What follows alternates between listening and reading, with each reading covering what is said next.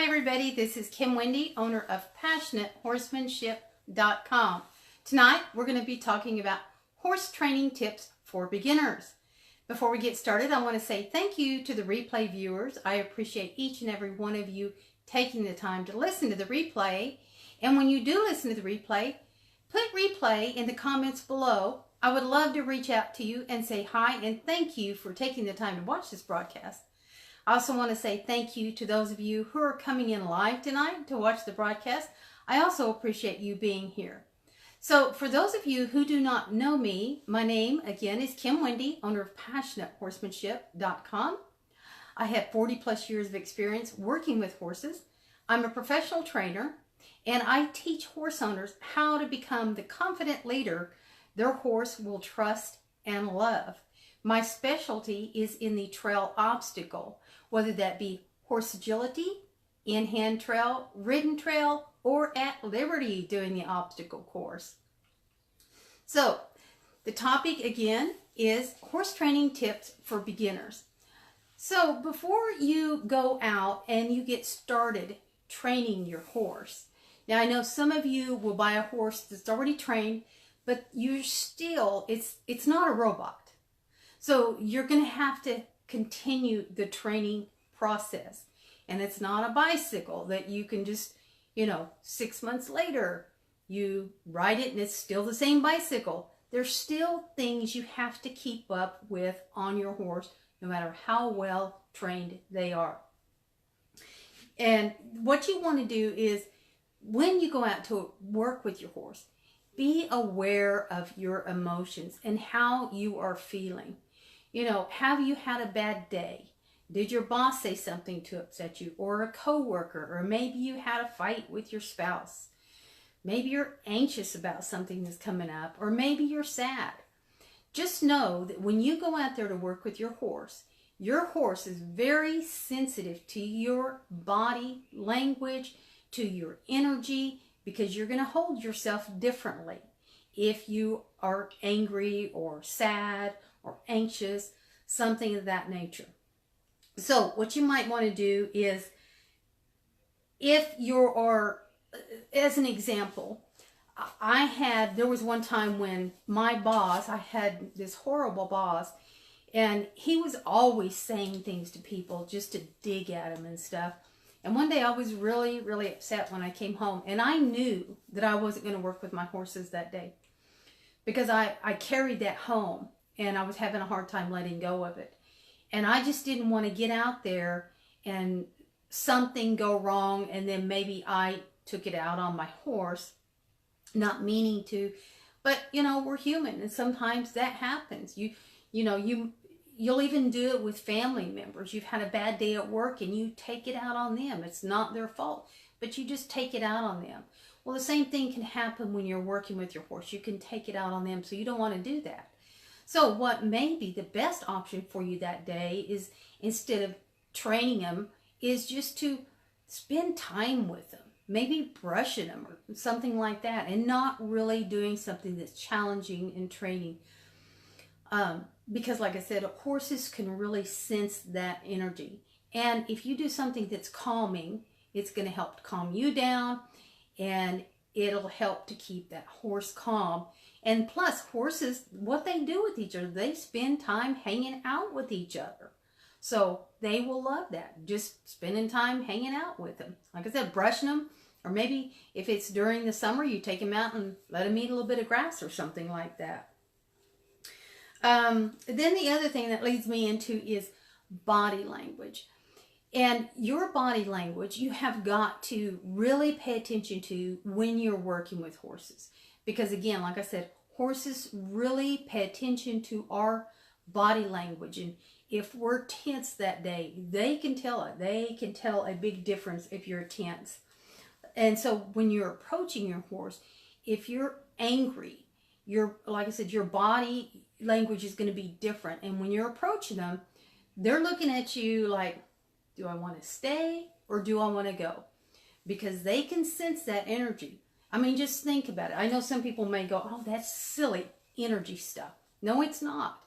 Because it's just like if they were out in the pasture and a pack of coyotes or in some places it'd be a pack of wolves come up or something. They are aware.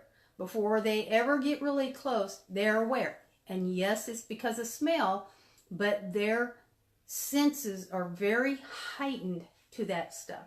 They're the same way with us, with our body language, because we carry ourselves differently. They're going to wonder, it's like, what's going to happen today? So you've got to be aware of that. I have to tell you that when you're around your horse, you are training your horse, whether you realize it or not. So as an example, let's say that you go out and you're going to feed your horse, and you have a horse that paws. And you think, I got to hurry up and feed this horse because it's pawing. I don't want it to be digging a big hole. And in some cases, you know, horses will stand there and paw, and depending on what you got in your stall, they can wear that hoof down, and you don't want them to do that. So you hurry up and feed them. Well, when you do something like that, then you are rewarding that behavior by feeding them when they're pawing. So that's what they think. It reinforces that behavior. They're going to continue to paw. Now, if I have one that's doing that, I use positive reinforcement, and they're not going to get fed as long as they're pawing.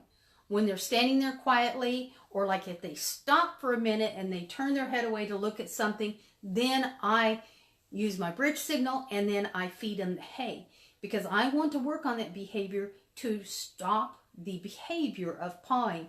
I don't want to hurry up and feed them so that it rewards that behavior. So you have to pay attention to that. And then horse's body language. It's really important to learn how to read your horse's body language. Now, if you have the, what do I want to say? Well, I have a herd of horses. I have 5 horses. And if you're fortunate enough to have more than one horse, you can really learn a lot by watching them. So for instance, when I turn my horses out on the hay in the morning, I feed round bells. When I turn my horses out on the hay, I really like to watch them, because I have a gelding that he is at the top of the pecking order, but he's not dominant and mean. But everybody in the herd respects him. Now, and then next in order is a mare, and she's the first one in, and she will run around that ring of where the hay bale is and kind of chase everybody off. And it's kind of like, I got to find my place. You guys can't come up here until I find my place. Then she finds her place. And of course, a gelding, he can eat wherever he wants. If he wants to push her away, she'll move over. But those two don't fight really with each other. You might see once in a while, he kind of pins his ears and says, move over. And she's like, yes, sir, I'll move over. So it's really neat to watch them, their body language and the different signs that they give. They may kind of snake their head out there. They may flip their head up and down. Or sometimes they just snarl up their nostril and telling that other horse, you better move. And to the extreme, if the other horses don't pay attention, they may turn around and just kick the stuffing out of that other horse, because it's like, hey, I gave you plenty of signs and you did not move. So now this is what you're going to get. So body language is so important to watch on your horses, because when they'll use it on you too, not just other horses. And I'm not saying they're always going to do that. They're not always going to pin their ears and stuff like that. But you do have some horses that will do things like that, that will pin their ears at you and try to bite you. But they've given you signals. So it's really, really important to observe their body language. If you only have one horse, that's kind of hard to do. So if you have some friends, or if you can go someplace where you can watch a herd of horses and you're a beginner, I would suggest going and watching a herd of horses, because you'll learn a lot about the different body language that horses do. And the other thing is, knowing the body language is going to help to keep you safe, because you'll see those things happening. And so, like if you got a new horse and you were brushing it, let's say underneath the belly, and you were just brushing along thinking, I know this feels good. Well, that horse may not like it, and they may be really touchy. You've got to pay attention when you're brushing that horse. What are they doing? Are they flipping their tail a lot? Are they kind of pinning their ears? Are they kind of, throwing their head around like they might be going to bite you? You've got to watch those things like that because they're trying to give you signals, hey, I don't like that. Now, with that being said, we've got to be able to touch our horses everywhere, from their mouth to their tail, down their back legs and stuff, because you never know if a horse got cut where you're going to have to tend to them. They could get cut up on the inside back leg, and you're going to have to tend to them. And if you can't touch them there, you're going to have a hard time doctoring that area.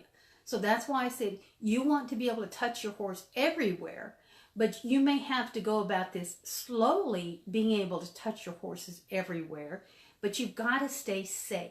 You've got to pay attention to that body language and what they're doing and how they're acting and stuff. And you guys, if you're here, I cannot see comments. I don't see anything. So thank you for being here. I appreciate you being here.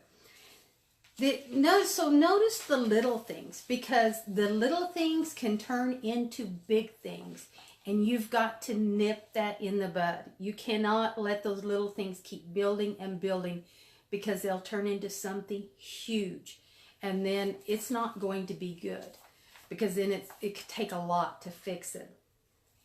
Now, on the training part, don't go out there and start teaching your horse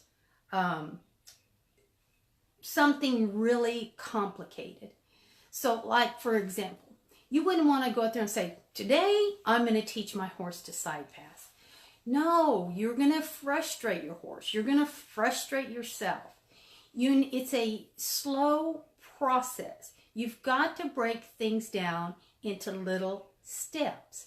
And then when you do the training, you teach something and you let them process it. You don't say, I'm going to teach this thing, and then this thing, and this thing, and this thing. Because, like I said, you're going to cause frustration in your horse, and they're just going to be confused. You have got to break things down into the little steps and take the time that they need. And like I said, let them process it. If you're working on something and you're having a challenge, then go back to something they know and work on that, especially if you've been working on something and you know that I only have 10 minutes left to try to finish this up. Don't keep forcing something that's not working. Go back to something that works, because you know that you only have a few minutes left. Go back to whatever works, end on a successful note. You will be more ahead with your horse when you do something like that. And then when the next day that you come back, or the day after, and you work on that task you were trying to accomplish and couldn't accomplish, you'll be surprised at what can happen. Because again, they're processing it. You're giving them time to process it. So if you, like for example, if you're teaching them to back, and you've got 3 steps backing them, and you think, that's good enough. Now I'm going to move on to, like I said, moving the hind end or something.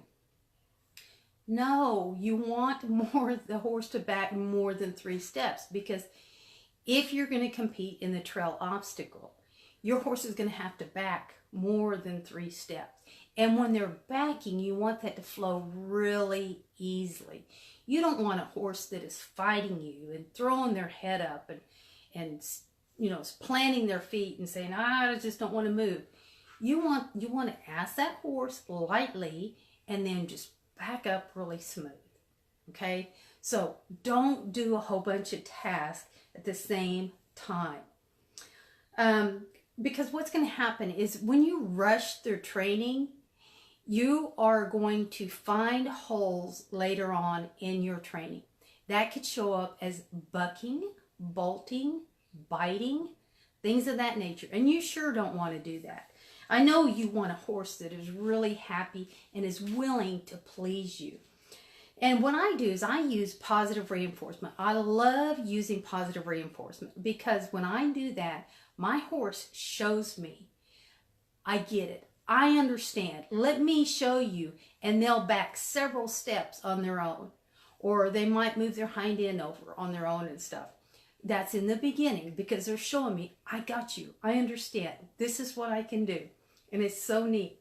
I love it when they do that kind of stuff. And then, like I said, don't start off with something big that's complicated. Start off with things that are simpler and then slow, you can graduate up. After all, you wouldn't take your child from kindergarten to college, would you?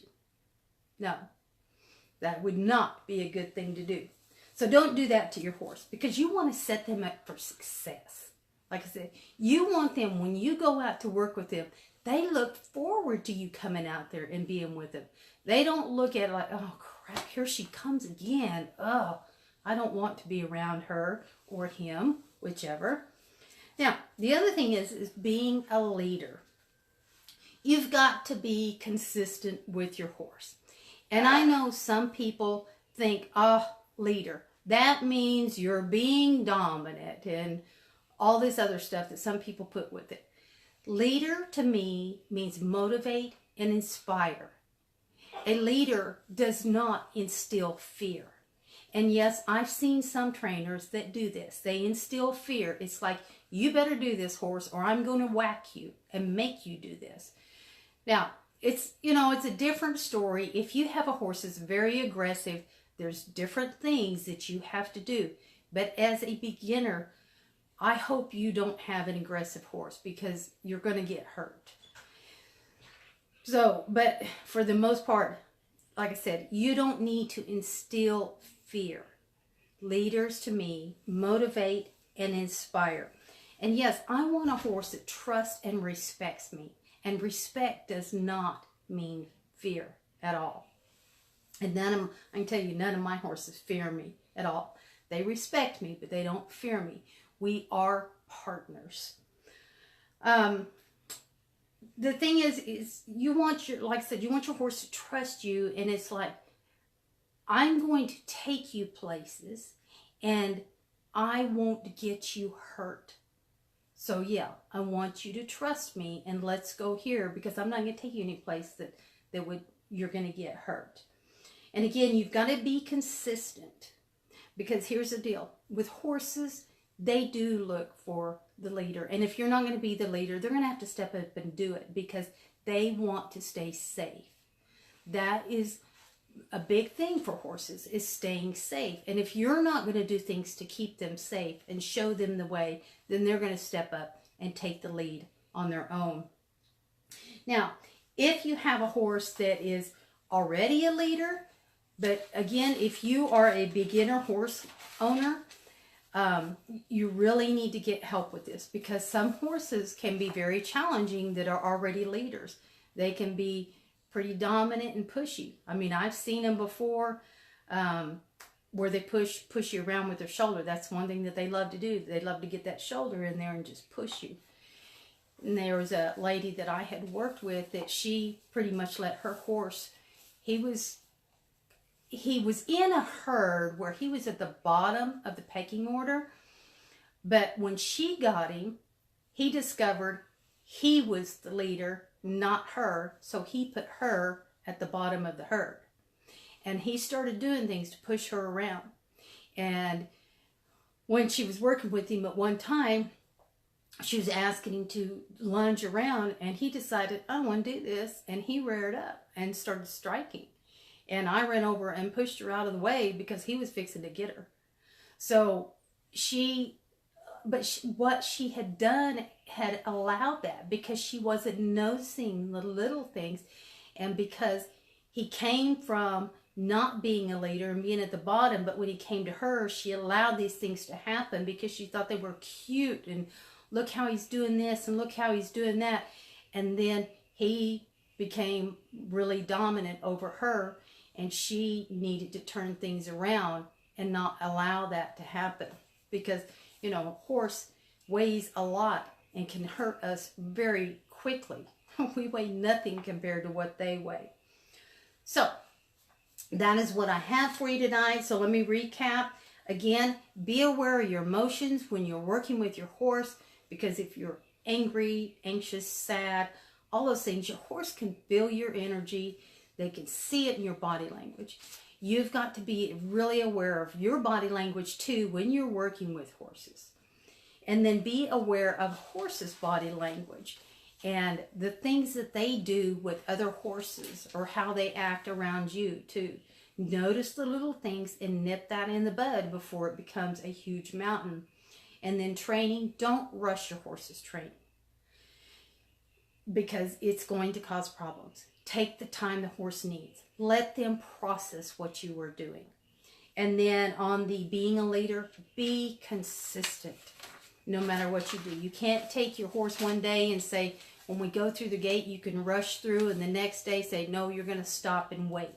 You've got to be consistent in everything you do with the horse, period. That's so, so important. So, before I forget, let me tell you, I had a special last night, and I'm running this through Wednesday night, and I'm only taking 5 people. This is free, not going to cost you anything. If you are interested in getting some training tips for you working with your horse, send me a 10-minute or less video. And like I said, the first 5 people that get their video in, you can upload it to YouTube, to Vimeo, send me the link, and I will be happy to give you some tips on working with your horse and building a better relationship connection with your horse. But again, you've got to get that into me before Wednesday at midnight, and that is midnight Eastern Standard Time, Wednesday night. So tomorrow night, you've got to have it in by there, because like I said, I'm only working with 5 people. There is no obligation to buy thing. The only thing I ask is a testimonial, and that you let me follow up with you at the end of the week to see how things are going. That's all I ask. There's nothing else. So again, I'm Kim Wende, owner of PassionateHorsemanship.com. I would love for you to visit my website. There's lots of blog articles over there to help you. And if I can answer any question for you, put them in the comments below, or you can send me a private message if you want to. And I am happy to do what I can to help you out. So again, thank you so much for watching. I appreciate you being here. And if you found this of value, please share it out with your friends. I would greatly appreciate it. I hope you have a great evening, and I will talk to you tomorrow night at 8 o'clock Central Standard Time. See you then.